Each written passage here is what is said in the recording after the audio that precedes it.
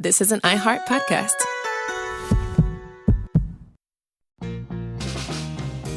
Let's be real. Life happens. Kids spill. Pets shed. And accidents are inevitable. Find a sofa that can keep up at washablesofas.com. Starting at just $699, our sofas are fully machine washable inside and out. So you can say goodbye to stains and hello to worry-free living. Made with liquid and stain-resistant fabrics. They're kid-proof, pet-friendly, and built for everyday life. Plus, changeable fabric covers let you refresh your sofa whenever you want. Need flexibility? Our modular design lets you rearrange your sofa anytime to fit your space, whether it's a growing family room or a cozy apartment. Plus, they're earth-friendly and trusted by over 200,000 happy customers. It's time to upgrade to a stress-free, mess-proof sofa. Visit washablesofas.com today and save. That's washablesofas.com. Offers are subject to change and certain restrictions may apply. Welcome in. Appreciate all of you hanging out with us as we are rolling through the Thursday edition of the program. And we have got a loaded program for all of you. Nancy Pelosi flustered when she's confronted with insider trading allegations. Mamdani, the Democrat nominee on the in the New York City mayor's race. We will break down his sudden change of heart when it comes to defunding the police. Certainly interesting timing there. But we begin with our good friend Kamala Harris. Yesterday afternoon, shortly after we finished the program, Kamala announced that she will not run for governor in 2026. Since then, she has announced that she has a new book out called 107 Days. That will be out sometime next month, in September for those of you. I guess it's the last day of July.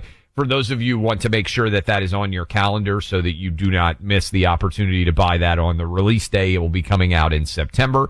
She also just announced, or it was just reported, that she will be Stephen Colbert's guest tonight on his Late Show. This is the very first interview Kamala will have done since her epic defeat in the 2024 campaign. She has, to a large extent, stayed out of public view for the last 6 months or so in the wake of that election defeat and the obvious inauguration day that followed. But I thought that we should first, let's start with this. Let's go on the record, Buck, if you want to. I don't even know what your answer is going to be on this. Do you believe that she will run in 2028, or do you think this is effectively Kamala Harris waving the proverbial white flag and letting it be known that she is no longer going to be involved in serious politics? You know what I've said all along, Clay. I am a firm believer in Kamala Harris is on her way to a chancellorship or some other quasi-ceremonial overpaid role at a UC school, University of California school, or something like that. So maybe she is, a senior something or other, a chancellor emeritus or something at the Brookings Foundation, but she's out of the political game is my point here. The fact that she's written a book about the 100 days, the only way this book could be worth reading and could be interesting in the least is if Kamala Harris was going scorched earth, and just lighting up every Democrat who crossed her, every idiot who gave her some of the worst advice I've ever seen. It was clear that she was advised, for example, not to do media. That was, and she started doing media when the public outcry was, hey, you're running for president. It's been a few weeks since you became the nominee, effectively. You have to actually talk to people. You can't just have the machine do all this for you.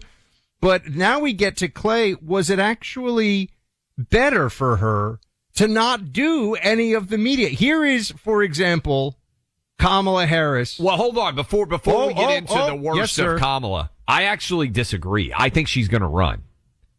I think she will run in 2028. Stake bet. Stake you bet. got a stake bet? Steak bet on Kamala's future. Let me lay out why I think she will run. Because I understand. Mark it down, team. Mark it down.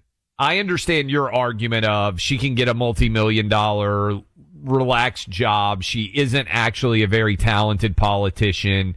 It's rare for Democrats to renominate a candidate who lost. I can run through all of those different things. I don't think she has anything else in her life. This is me getting into the psychoanalysis of Kamala Harris. One, she's 60. That is relatively young as these things go in the political process. Hillary, somebody can look up the exact age Hillary was. But actually, I think Hillary I can't believe Hillary has a life outside of politics in some way. She's got a daughter. She's got grandkids. She's got a husband that at least she has been with for a long time and has some sort of relationship with. I don't think Kamala actually likes Doug Emhoff. I think he's a loser. I think deep down she knows that he's a loser. Not a particularly likable or charismatic guy. She doesn't have any kids. She doesn't have any pre-existing life. I can't believe that. I'm not trying to just utterly destroy her, but I think she's an empty soul, and politics fills the void in her life that otherwise doesn't exist. There are other people out there that, and you all know. I would argue to you that Hillary Clinton actually has an even bigger hole in her soul and doesn't care that she has a husband who she obviously does not have any real, maybe, but she has a daughter. She has grandkids. Like Hillary, I don't think she cares about that either. I think Hillary has a life that is more filling in its way than Kamala does. I mean, I can understand the argument.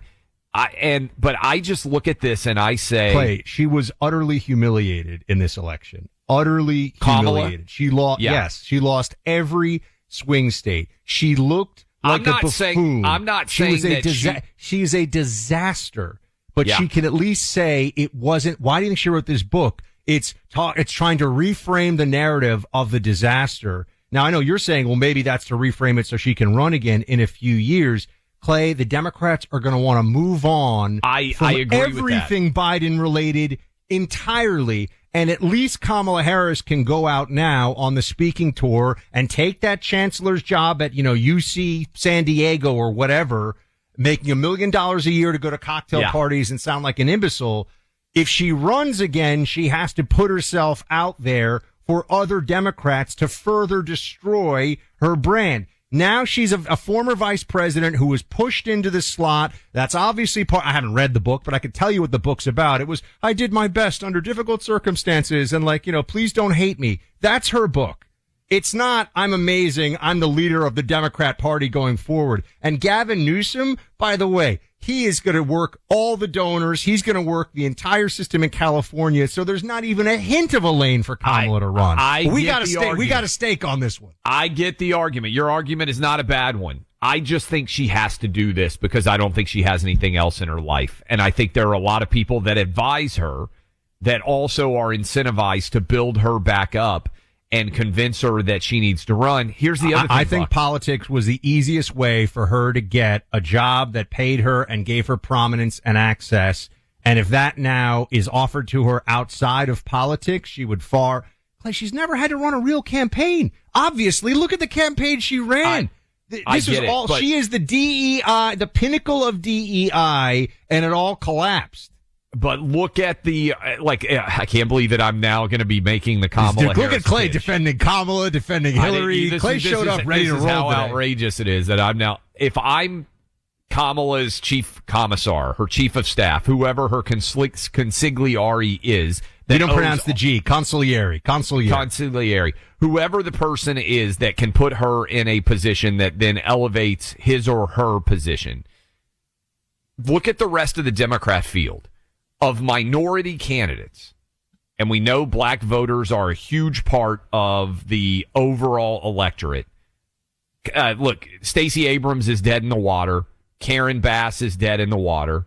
There is no black female candidate, unless Oprah runs or somebody like that can go into the Kamala arena, right, to get the nomination. This is the way I'm sketching it out in her mind.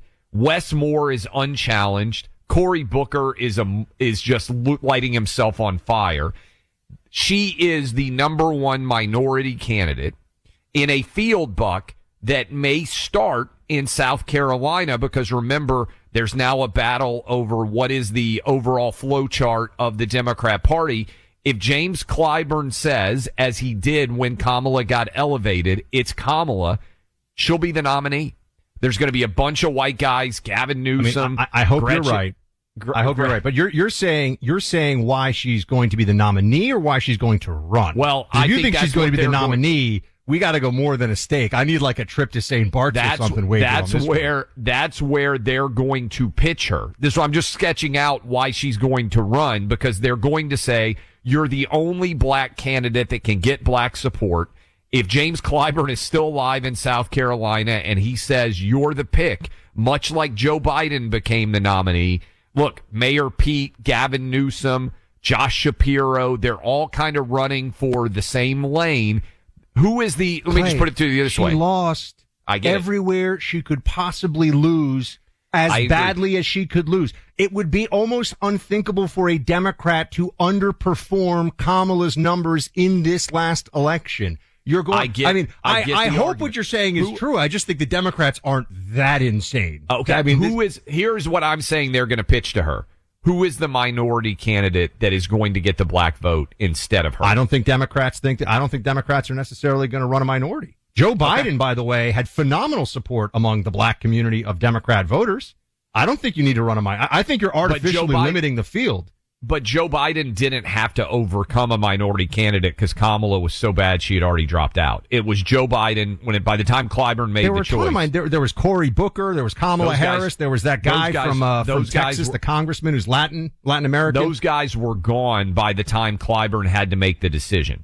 Remember, if they start in South Carolina, and I don't know that they are, if they start in South Carolina, then the black vote is going to matter. The black vote doesn't matter in Iowa and New Hampshire because it doesn't exist, which is why Democrats have said, hey, we should start with South Carolina. If you start with South Carolina, again, that will be a sign of whether Kamala is going to run. I think she's going to run. So do you disagree with this statement? If they run Kamala we're conflating a little bit here because you're saying she's going to run. Maybe she runs, but if she does, she's doing it for the book sales and the attention. We agree. The chance of her being the nominee is zero. Oh, There's no chance Kamala Harris is going to be the nominee. I don't even agree with that because if they start with South Carolina, I think it'll be a minority voter, a minority candidate that gets the South Carolina primary win. Now, maybe it's Wes Moore. Why isn't she running for governor of California? Why wouldn't she do it? No, why isn't she doing it? Oh, because I think she doesn't think that it gains her any standing if she runs in 2028. It's a long, Clay, 2028 is a long time away. People are going to forget who Kamala Harris is, which might be to her benefit good for her. That's what I'm saying. It might be good for her. No, but I think her name recognition is going to fade along with it. I think she's in a far better position running for president if she was the governor of California. I actually think if she's governor, she exposes herself because she does far more public events. She's an empty suit. She's an awful candidate. But I think you have to get into her peanut brain and think as she lays this all out, I think she is going to run. Let's put a poll question. I'm curious, what people think. By the way, you can weigh in. We got a long time to think. But remember, people are going to Clay's a very astute fellow. I think he's wrong top to bottom on this one. I think he's as wrong as wrong. People are going to announce by January of 27. So it sounds like it's a long time away until November of 28. Yeah. But the Democrats are going to officially be chomping at the bit and announcing in January, February. You may be right. I may be right. But we have deprived the audience of the greatest hits of Kamala because of how this discussion went. We will play those. I figured we would hit those. Yes. We have to hit those, okay? Because that, I think, will also shed some light on the discussion. Wow. Kamala Harris. Wow. We talk about the best case maybe for a Kamala resurgence would be the career of Joe Biden, who ran 3 times, was a total loser, but that was contingent upon a once-in-a-century pandemic and a mass delusion that allowed a dementia patient to hide in a basement and have people cheering for him to be hiding in that basement. You would need, Clay, something completely world-changing for Kamala. It would have to be like the COVID pandemic for Kamala Harris to even be the nominee. But remember, Biden was the nominee before COVID hit. He won in South Carolina because Clyburn said vote for him, and then Super Tuesday happened all before COVID became an issue, and then they hit him, right? If he had to be on the campaign trail. I mean, how he became president, but yes. But even the nominee, they basically just said it's Biden and to knock out Bernie. Well, that was name recognition tied to him being 8 years of Obama's wingman. That was the whole decision, and it was the system just deciding that the guy who was with the guy who won twice can win again. And it was a very unique moment in time for Joe Biden because obviously he wasn't even leading and they picked him. But that's because they thought he could win and they managed to do it. I know they cheated, whatever. But Kamala Harris, Clay. All right, we'll get into this. She's going to run. She's going to say, I deserve to be the full nominee. I deserve a black woman. They just threw me in to try to take your buddy Cuomo, who you said was going to be mayor and then president. He's about to get his ass kicked by Mamdani. I said he was going to run. So you know. I said he was going to run for president, and that's a mess. Like I did not see Mamdani coming. I don't think if he gets his ass kicked by Mamdani, he's going to run for president after that. I think that's. But if he were able to win as an independent, I think he would. The thing is, some of these people are insane enough that I can't entirely, even if I think I'm certain. They don't have anything else. This is where your argument of what do you actually lose by running for president is actually a good one. Like most people lose. I guess, I mean, if you're telling me that is Kamala going to run in a few years and she's going to end up with like 5% or 10% of the vote or something among them, I mean, maybe, but all right. Let's hear from all of you on this. We got a lot to talk about. You got to read. Mm-hmm. Rapid radios, in fact, and rapid radios can be a solution if you have bad reception in your. I don't know what's happened. Now my cell phone's not working at my house anymore. I don't know if China's gotten to me. I've lived in the same house for a decade. All of a sudden, I can't get a phone call in my house. I don't even know what's happened. It's driving me crazy. We have rapid radios. I'm having to FaceTime people. You know what it's like to have to FaceTime another guy? And he's like, why are you calling me on FaceTime? It's because I'm on the Wi-Fi and otherwise it won't work. I'm going to have to give everybody rapid radios that I ever call because now I'm cursed and my cell phone doesn't. Is this like you? Do you have a kid? Do you have a mother-in-law? Does somebody live in a place where it's unreliable? Maybe you just want to have an additional way to communicate. Get hooked up right now with rapid radios and you will be well on your way to being able to communicate all over the country. Even if you have a bad cell phone signal, even if you have unreliable cell phones, you can get hooked up right now. Limited time offer. Visit rapidradios.com to save up to 60%. Get free UPS shipping from Michigan. And when you use the promo code radio, you'll get an extra 5% off. That's code radio, rapidradios.com. We have them in the Travis household. I'm going to be talking to people on radios now. We're using them for my mother-in-law. Get hooked up right now, rapidradios.com to save 60%. That's rapidradios.com, code radio. Making America great again isn't just one man, it's many. The Team 47 Podcast, Sundays at noon Eastern in the Clay and Buck podcast feed. Find it on the iHeartRadio app or wherever you get your podcasts. Life's messy. We're talking spills, stains, pets, and kids. But with Anabae, you never have to stress about messes again. At WashableSofas.com, discover Anabae sofas, the only fully machine-washable sofas inside and out, starting at just $699. Made with liquid and stain-resistant fabrics. That means fewer stains and more peace of mind. Designed for real life, our sofas feature changeable fabric covers, allowing you to refresh your style anytime. Need flexibility? Our modular design lets you rearrange your sofa effortlessly. Perfect for cozy apartments or spacious homes.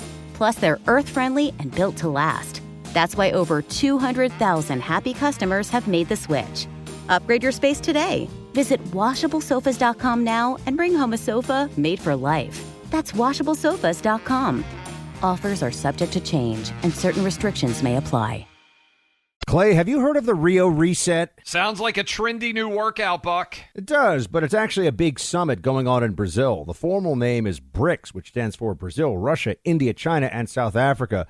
But they've just added 5 new members. Smart move to stick with BRICS. We know what happens when acronyms don't end. They confuse everyone. Well, that's an understatement. BRICS is a group of emerging economies hoping to increase their sway in the global financial order. Now that sounds like the plot line of a movie. I'm listening. Philip Patrick is our Bruce Wayne. He's a precious metal specialist and a spokesman for the Birch Gold Group. He's on the ground in Rio getting the whole lowdown on what's going on there. Can he give us some inside intel? Absolutely. He's been there since day one. In fact, a major theme at the summit is how BRICS nations aim to reduce reliance on the U.S. dollar in global trade. Yikes, that doesn't sound good. We got to get Philip on the line, stat. Already did, and he left the Clay and Buck audience this message.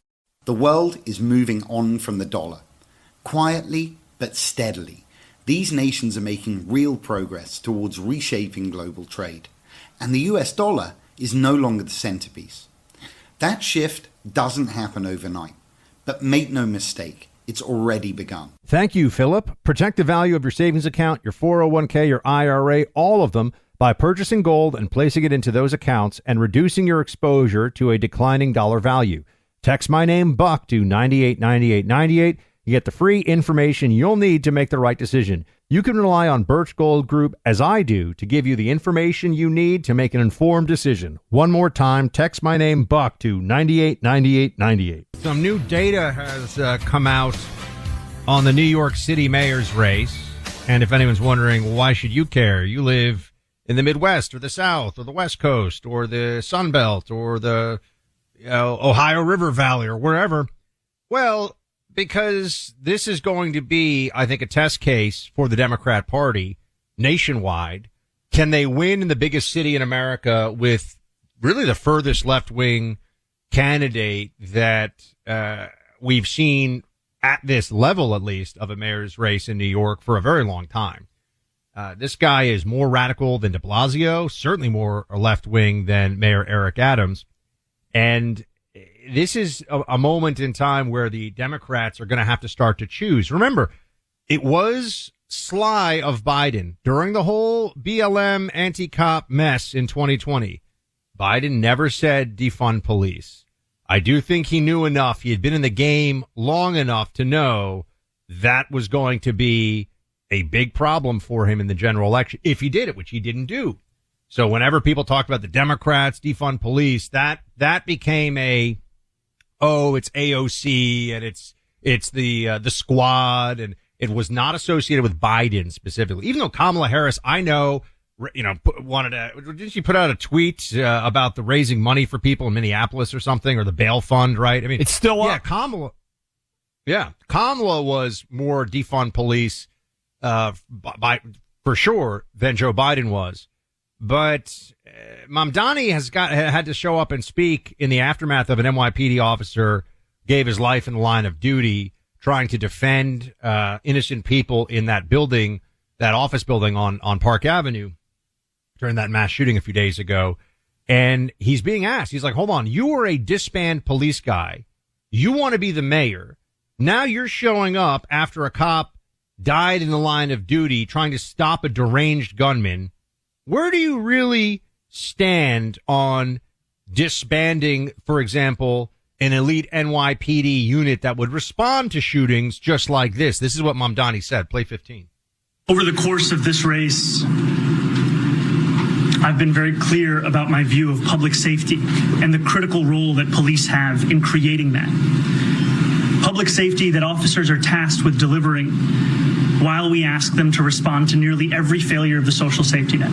And the vision that we've put forward in this campaign, despite what others may say, is not to defund the police. It is, in fact, to allow those officers to respond to these serious crimes that many of them signed up to address, and to do so by ensuring that we ask them to focus on those crimes, and we ask mental health professionals to respond to calls of mental health crises.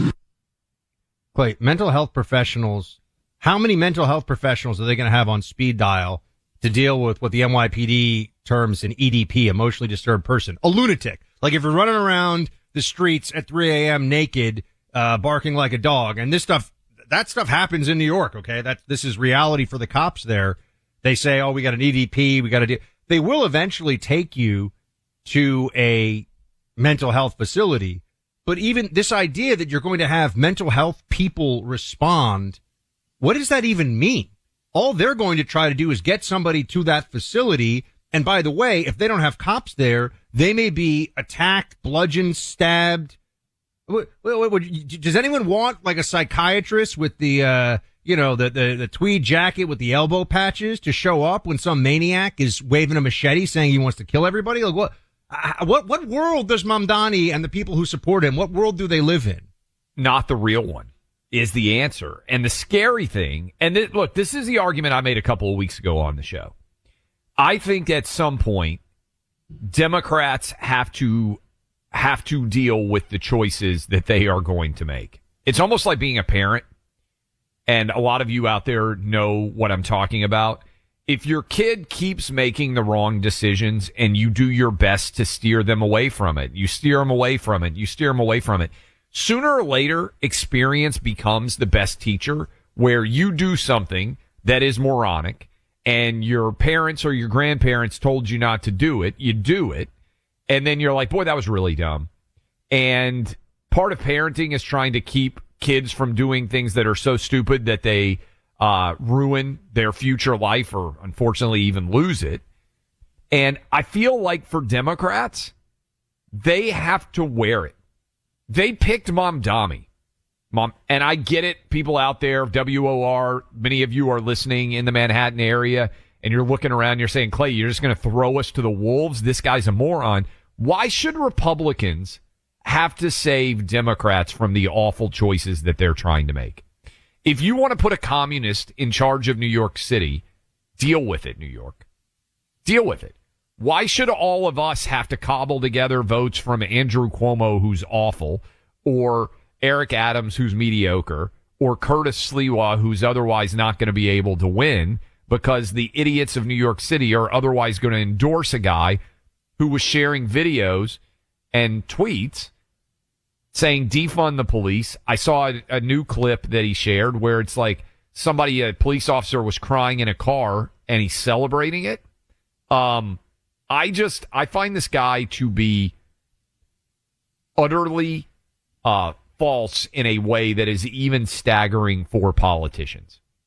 And my concern, Buck, is you heard that answer right there. My concern is he's just going to try to glide because he is glib and he is good at talking. He's just going to glide away from all the crazy opinions he had and say, well, that's not what I really meant. That's not really the way that I wanted applied. Here's a perfect example. This is cut 16. He is asked straight up if he wished that he hadn't said he wanted to defund the police. Play 16. Do you wish you hadn't said some of those things a few years back? My statements in 2020 were ones made amidst a frustration that many New Yorkers held at the murder of George Floyd and the inability to deliver on what Eric Adams, of all people, described as the right for all of us to be able to enjoy safety and justice, that we need not choose between the two. And it's just a non-answer, which is what this guy is really which is good what at. he's going to do. And you're right about Joe Biden wasn't crazy enough to go fully down the defund the police BLM train, because I think at that point in time he had enough sanity to recognize that that was a poor decision. And we've said on this program, probably the only thing Joe Biden got right in his whole career was the 1994 crime bill, which helped to put violent criminals behind bars, kept them off the streets, and has led to, at that point, a decline in the overall rate of violence. Mamdani is he's an inauthentic yet articulate politician. And that means that he is going to be able to avoid consequences for anything that he has said, I think. And I think, unfortunately, he's going to be elected the next mayor of New York City. The latest polling on this, the latest polling does not look good for anyone who's hoping Mamdani does not win, because however you split it, even if Cuomo drops, he wins. If Adams drops, he wins. If a combination drops, he wins. It's not looking good. And it's, I think disproportionately I know it is disproportionately the under 40 vote in New York that he is counting on. And there are people who live in New York City, and I understand this. One of the great frustrations, and this is true in a lot of cities in America right now, certainly true in San Francisco, it's true in L.A., I'm sure people complain even about the price of housing in downtown Nashville now, right? I mean, people say it's expensive, or it's gotten a lot more expensive, not compared to New York, but, prices can rise in these areas pretty rapidly. But in New York, the housing supply is artificially constrained in a number of ways by the regulations, by the super tenant-friendly and landlord-hostile laws that are in place, the massive welfare programs for housing that, I think it's a NYHAA or whatever it is, New York City Housing Authority. There's a lot, and then there's rent control. There's all these things that the government has done. And there's all the illegals. I mean, you can go through this whole list. There's all these things that are government decisions that have made housing substantially more expensive than it would otherwise be in New York. And here comes a guy whose entire ideology is in line with all of those decisions, who's saying, oh, but I'm going to make things cheaper for you. And it's not going to work. The people who are sitting around saying, oh, but I'll be able to afford to live here if Mamdani is the mayor, are guaranteed to be very disappointed, but they're still going to vote for him. And, this is like real communism has never been tried. Real Mamdaniism. You're going to see they're going to come up with some reason why someone else stopped him, whatever. The things that he is saying he's going to do are guaranteed to fail. Bringing social workers instead, not even in addition to police, instead of police to emotionally disturbed calls. Imagine if that cop in Virginia, Clay, who responded, it was a wellness check on somebody who was having a mental breakdown. Imagine if it wasn't a cop, it was a social worker. That social worker by the former Georgetown player would have been stabbed to death with a butcher knife in that hallway in that building we all saw on the body cam. So what the heck is going on here? It's not even, he's wrong on everything. But the one that I look at, and it's not even BLM, because that was such a defund the police. Any moron that you knew on social media in 2020, oftentimes highly educated, was making that argument in 2020. That one doesn't even surprise me as much. The fact that he's arguing that we should have city-owned grocery stores is so like that by itself is so profoundly dumb. And he's making that argument right now. He's not even trying to backtrack on that. He's saying, oh, grocery stores are making too much money. The profit margin on a grocery store is 2% at best. It is one of the most difficult businesses to do well in all of American commerce. And if you just look at all these socialist countries that decide, hey, we're going to have government-funded grocery store, you can't go buy anything. People stand in line for hours. There's never any food there. You can't price control. And suddenly he thinks in New York City, where it's hard to bring things into anyway, right? The expensive for trucks and refrigeration and everything else that's required. And he's arguing, hey, I'm going to save people money on groceries by taking it over and doing city-funded grocery stores, is so transparently unable to understand basic economics that by itself is disqualifying to me. Well, this is what I mean is it's not like there's a trade-off here. And this is, I think, also exactly what you're getting at. It's not that there's a trade-off here of, oh, well, people want the following things from Mamdani. And even if he's bad on some things that you and I and others care about, he will deliver on things that they want. He's going to fail on the things that they think they're getting as well. Yes. It's just going to be a disaster across the board. And he doesn't even have, he's articulate. What has he ever done that is any level of success? One rule that I wish was in place is, in order to be running for politics, you have to have been profoundly successful in some other aspect of your life, right? Hey, I had success here and now I'm going to try politics. What has Mamdani ever done that he's been successful at? I mean, look, he's very articulate. He wasn't even successful at faking being black so he could get into Columbia University, which is quite a feat. I mean, he's good at communication, I guess, but he's never been successful to my knowledge in the communication fields. Anyway, I think New York City is going to make this choice. I think he's going to be elected mayor, and maybe he's just going to completely change all of his opinions. There's that possibility. But if he actually tries to implement the things that he's arguing for, it's going to be one of the biggest disasters the city has seen in any of our lives. In terms of elected political officials. Set yourself up to have more energy with our friends at Chalk, spelled CHOQ. You do not want to have Joe Biden energy. You want to have Donald Trump energy. You don't want to have the energy of some beta loser male out there who's offended because Sydney Sweeney is too good looking in her Gene commercial. And you don't want to have so little testosterone that you're not even looking at attractive women anymore and noticing them. If that's you, that's fine. You can listen to other shows. You can go after, try to lower your testosterone level even more. You can go listen to NPR. You can go watch MSNBC. I'm betting that's not you, though. I'm betting you'd like to have a higher testosterone level, and this is all natural, and it can increase your testosterone level by 20% in 3 months, while also, again, all naturally giving you way more energy. What do you have to lose? Why not check it out? Chalk.com. My name, Clay, for a massive discount on any subscription for life. You can cancel anytime, no penalties, no worries. All you have to do is go to CHOQ.com. My name, Clay. That's CHOQ.com. My name, Clay, for a massive discount on any subscription for life. You ain't imagining it. The world has gone insane. Reclaim your sanity with Clay and Buck. Find them on the free iHeartRadio app or wherever you get your podcasts. We are joined now by Dr. Oz, who does a fabulous job inside of the Trump administration, working on so many different issues out there. He is the administrator of the Centers for Medicare and Medicaid Services and working to make health technology great again. There's a lot going on when it comes to the cost of healthcare, for sure. Dr. Oz, you've been dealing with it for your entire life. Are you optimistic about changes that you guys are going to be able to implement inside of the Trump administration?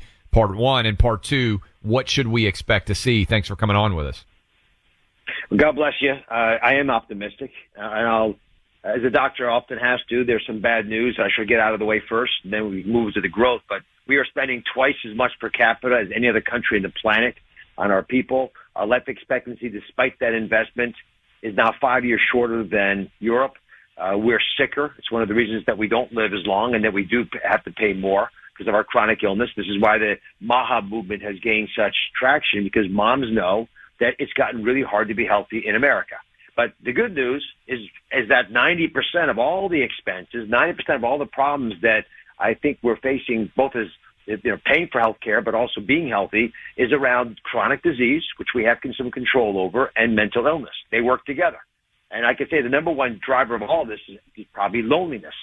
Because if you're by yourself, there's no one to crutch on. We're social creatures. Good part of our brain power is reading the face and listening to the voice of people around us. And people right now are making sense to Clay what you're saying, just because they can hear subtle little intonations in your tone. So that all becomes hugely valuable. And when you lose that, you tend to become atomized, separate from everybody else. So part of the challenge in the Trump administration, and the president's very, very clear on this, is break the silos down, break down the barriers, and then use the power to convene. And by that, he means, allow people to know that you're serious, that you have a stick you'll use if you have to, but you'd rather use carrots to get them to work together on their own voluntarily. And that's what happened yesterday at the White House. The president hosted a wonderful event. It was the 60th anniversary, by the way, of the foundation of Medicare and Medicaid, the agencies that I run. The president had 60 of the biggest technology companies and healthcare companies in America promise they were going to do business differently. They're going to give the American people their medical records back. You own them. They're yours. You paid for them. You got the care that you needed, and there's information about that you should have access to. And so we are getting all these companies together, and together are going to make possible, using on your phone, the ability to get information and advice about your well-being, to get your doctor to be able to message you directly, make doctor's appointments, which is hard for a lot of Americans, and get the whole process to move forward in the 21st century, like so many other sectors of the American economy have, with great productivity and success. Dr. Oz, one of the things you're hearing a lot out there, or we're hearing a lot out there, I'm sure you do too, from people who are critical of Trump, well, on everything, but particularly of the big, beautiful bill, has to do with throwing millions of people off of Medicaid, we are told, right? This is the talking point from the Democrats. Can you just break down what did the big, beautiful bill do with respect to Medicaid and health care funding so that everyone can hear it from somebody who's living with these spreadsheets right in front of him? The one big, beautiful bill saved Medicaid. This beautiful program that was described by Hubert Humphrey as fulfilling our moral and government obligation to take care of those at the dawn of life, the children, those at the twilight of life, the seniors, and those living in the shadows. Think about that metaphor. That's who it was designed for. Back then, it never crossed anybody's mind that you would let an able-bodied person live forever on Medicaid without having to at least try to participate in the community. And every Democratic president, every Republican president has said the foundation of a social safety net is work. You're not supposed to just give people money and insurance. You're supposed to say, here, this is something for you to get you back on your feet again so that together we can row the oars and get society to be productive and get America to thrive. And that's what this bill did. It creates a work requirement. President Clinton in the 90s with welfare reform did this, and it worked beautifully. Everyone applauds it as a huge success story. This time, the president, our president, Trump does it. Everyone criticizes the bill. It's wrong. This was an opportunity to give the American people who are trapped in Medicaid the belief that they matter, that they have autonomy on their life, that they have agency, give them a chance to get a job, to volunteer, to get educated, to participate as God gave them the right to do. We're all put on this planet to do something, and if you're going to watch 6.1 hours of television a day or just hang out, which is that's the number, by the way, for people who are able-bodied on Medicaid who aren't working, that's not a life. That's not what you're here for. And so I think this will be judged very and wisely as a wonderful contribution to getting America back on its feet again. We got twice as many jobs in this country as people willing to do them. Let's help people connect with the workforce. This makes that easy. Dr. Oz, I think one of the things that's incredibly frustrating to so many people out there who spend so much money on their health care is we pay way more and we don't get the results that would suggest we should get based on what we're paying. In other words, when you look at life expectancy, our numbers are not great. Why are we getting gouged? And other wealthy countries, I understand why they don't charge as much in countries where people are vastly inferior in wealth. But Europe pays, for instance, way less than we do for many of the same drugs. Certainly Canada and Mexico, people go across the border to buy the same drugs for a fraction of the cost. I think that's one of the things that gets people the most fired up. I know you saw it when you ran for Senate. I'm sure you still hear it now. Well, as always, what makes you so successful is your timely questions. Within the hour, the White House announced a most favored nation prescription price a letter from the president going out to all the major companies addressing exactly what you just described, the gouging of the American people. And the original executive order that some may remember from a few months ago asked that this global freeloading stop. So here's what the president is saying to all the manufacturers, and it's our job to go out there and now negotiate these prices. But he's saying from now on, we don't want brand prices in America costing 3 times the exact same product in the same box made in the same factory as it costs in Europe. And the metaphor for me is the NATO deal. So with NATO, there's an external threat. The president said, because it's an external threat, we all have to chip in, but we don't want to pay the whole bill in America. You guys got to chip in too. That happened, as you know, with the exception of one country. All the European countries now are paying their fair share. He argues there's an internal threat as well, illness. Why is it that America foots the bill for $130 billion of research and development in pharmaceutical products, and then on top of that, doing all the homework to get the drugs out, then we pay most of the money that makes pharma profits. 70% of pharma profits are made in this country. This is not the right thing for the American people. Pharmaceutical industry knows that. They know this is coming, and the letter just went out. Literally, it's being mailed as we speak. And our belief is that within several years, we can get most drugs, the vast majority of these drugs, to be most favored nation pricing. It's going to be a huge asset to the American people, to governors trying to balance their state budgets. But it's also the right thing to do. It shows that America will carry the right load, but don't put it on us to cure all the cancer in the world. Chip in, help us out a little bit. Just like with NATO, we'll do the same thing with this most favored nation prescription drug pricing. Dr. Oz, how do you foresee technology? And we're in this age of rapidly advancing capabilities with AI and robotics and a whole range of tools that are already doing pretty marvelous things or showing marvelous possibility. How is technology going to be leveraged under this Trump administration, which obviously you're a part of it, on the health side, to improve Americans' health, to find cures, to get us healthier? You know, the American people have been waiting too long. We've been waiting for, to get the right information from the doctor's office days and days when it should have been immediately delivered. We've waited for these surprise bills from hospitals. We wait for access to our medical records just to see stuff that we paid for. And we've been waiting for Washington to take action. The commitments that the president made yesterday with all these companies pledging puts an end to this waiting. Technology is going to allow us to message you when you want to hear it about things going on in your life. It's going to allow doctors to look at you in the eyes and talk to you instead of having to chart the whole time because they got a code so they can bill for the encounter. It's going to make it much easier for us to fast track things like prior authorization, where you're trying to see if an insurance company is going to pay for something you thought you paid for. All that's going to become automated much faster. But the real benefit here, and this is a critical point, is we're going to be able to cut the fraud, waste, and abuse out of the system that's destroying it. Maybe $100 billion of administrative costs unnecessarily. You may have read last month with the Department of Justice, we announced a $15 billion takedown because we're a $1.8 trillion entity. We're double the size of the defense budget. And in order to get into our walls, our security walls, you can use the numbers that all Medicare beneficiaries have. Their membership number. And so foreign companies and countries, literally, the $15 billion was a multinational criminal organization that's I believe is based in Russia. I mean, these are massive operations trying to take us down. Technology is going to allow us to protect ourselves. But at its very core, the goal is not just to keep people alive, it's to get them to be vital, to get them to flourish. The value of an American who's healthy enough to work is much, much greater than what it costs to treat them. But we have to actually get at those wonderful folks who are making mistakes about their lifestyle in a timely fashion. And technology, especially AI, will let us talk to people in ways that we couldn't have before. To literally babysit them through a process that they may be going through, which a doctor just won't do on their own. It's just they don't have the time.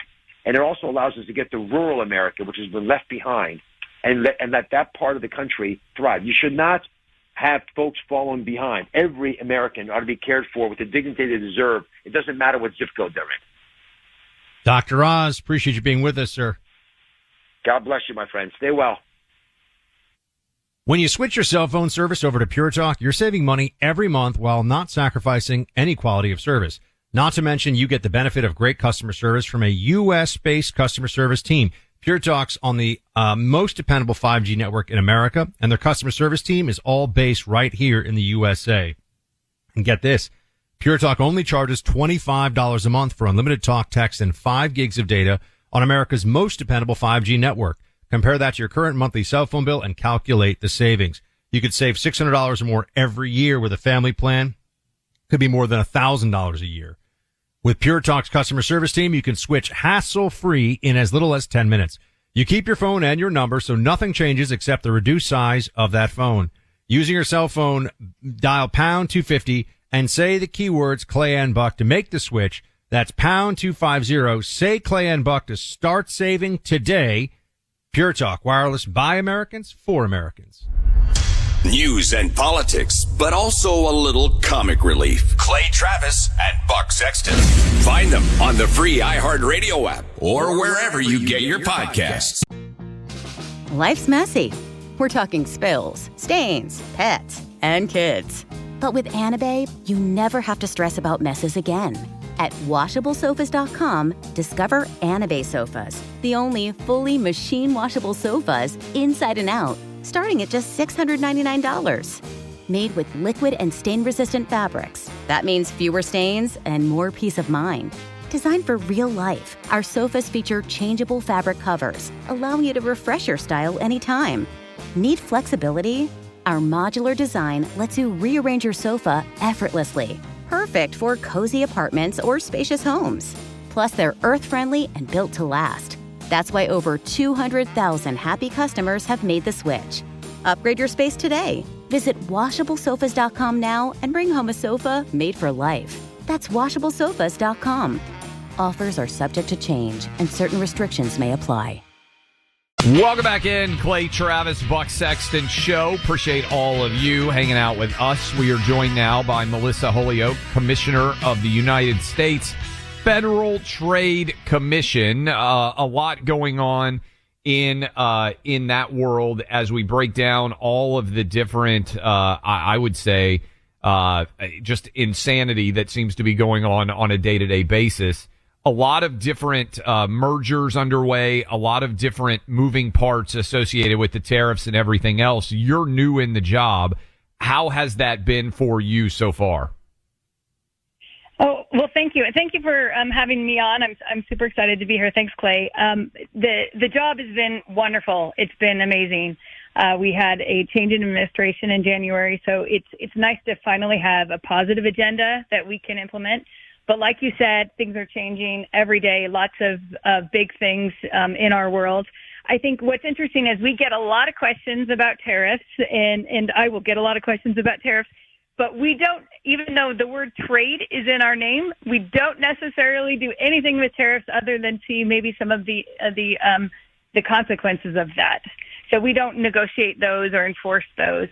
So what we're looking at, what the Federal Trade Commission does, is protect American consumers in the United States, mostly from fraudsters and scammers. And like you said, from anti-competitive behavior. And we look at mergers in the world and see what's happening with companies. And we want to protect Americans from monopolists as well. What are some of the, thank you for being with us, Commissioner. It's Buck. What are some of the primary frauds? You know, one thing that we have a great sponsor on the show that deals with identity theft, and one thing that I've seen is just how sophisticated some of these efforts are to do that. It's really, it used to be somebody would send you an email saying, you know, I'll give you $1 million if you give me 10,000, and unfortunately that would work far too often. But it's a little bit on the obvious side.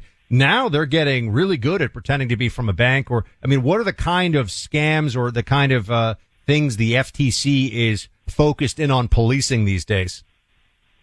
That's such a great question. I mean, because that is a majority of our work and what we want to focus on. And fraud has just growing and growing. It was $10 billion a couple of years ago, and now it's grown 25% to over $12 billion. And it's what we want to focus on every day. So, and what we're seeing, like you said, is we're seeing lots of sophisticated frauds and the use of different technologies. So one of those examples is they use voice cloning technology. So you'll have a grandma in the middle of the night get a call from what sounds exactly like her grandson saying, I'm in jail, I need money, send this to me here. And it sounds just like them. And those are the kinds of really concerning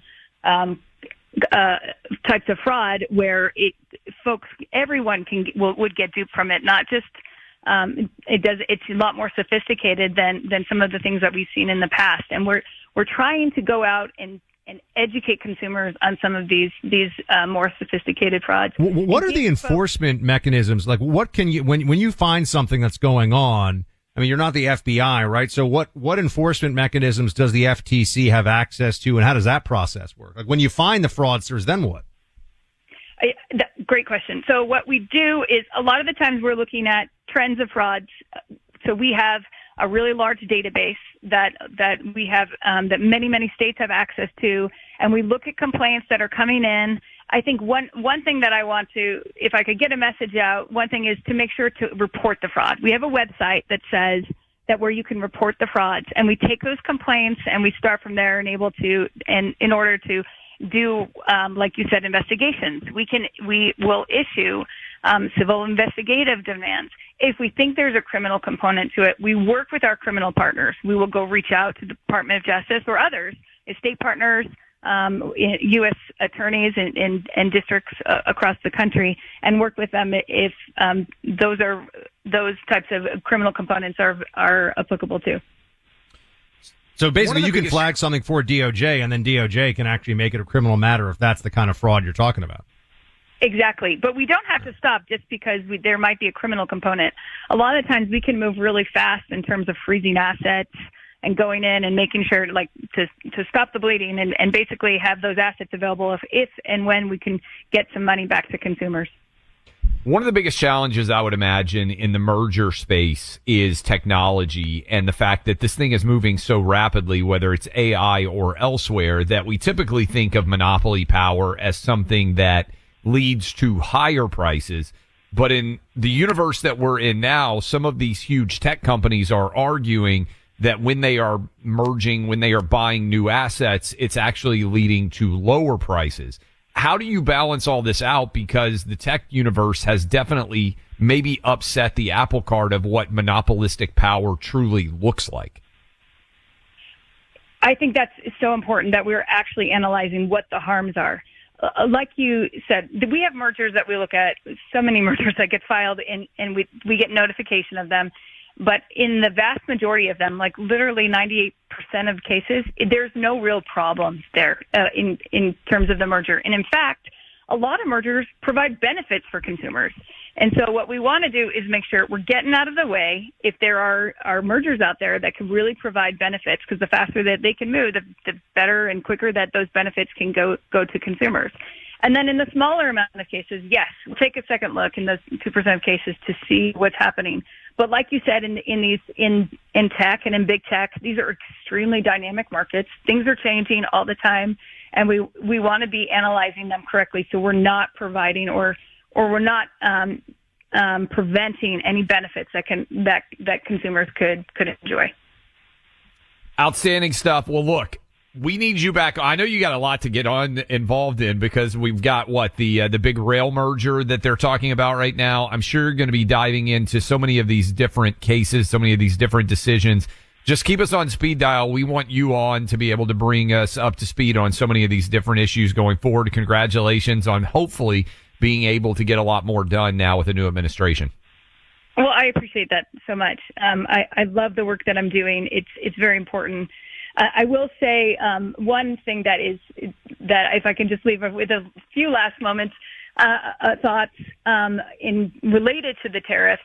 I think there's just been this real reinvigoration of American manufacturing, American exceptionalism, and the one thing that the FTC has been focusing on in the month of July is the Made in the USA label rule and our enforcement efforts there. And so if folks are looking and they're seeing problems Made in the USA labels that they just that are suspect to them, they can email us at musa@ftc.org. But we also work with businesses. So if businesses are trying to comply with the law and want to make sure that they are advertising truthfully and really working with consumers on that, they can also email us. Because lots of people put a plug in for that. Yeah, lots of people sadly do try and lie about the Made in the USA. We've done reading and studies on that, so I'm glad that you can be on top of it, because obviously is something that many people want to be able to spend their money on. Yes, absolutely. Thank you so much. That's Melissa Hollyoak with the FTC. Look, we just had an awful story, Midtown Manhattan, what happened there. Innocent lives lost. Tunnel to the Towers has been supporting America's greatest heroes and their families. In fact, they have already pledged financial assistance to the family of the New York City police officer who was killed in the line of duty at that Manhattan office building on Monday. They did it without fanfare, without the need for news conferences. In fact, they had no idea we're even talking about it right now.